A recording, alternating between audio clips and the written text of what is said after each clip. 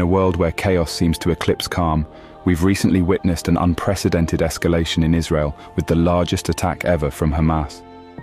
As the sun breaks the horizon today, let our hearts join in unison, praying for hope amidst this storm. If you are a believer in God, let us bow our heads in prayer for Israel. Dear Lord, today we bring before you the beloved land of Israel and its resilient people. Facing attacks from multiple fronts, the skies above them have roared with rockets and skies below echoed with cries of the innocent.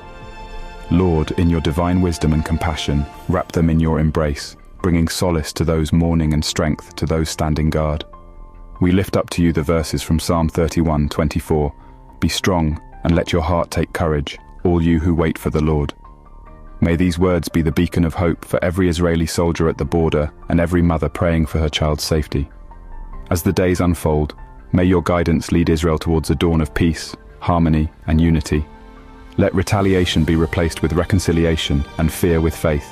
Amen. Please bless our channel by following us and check the link in our bio for more blessings.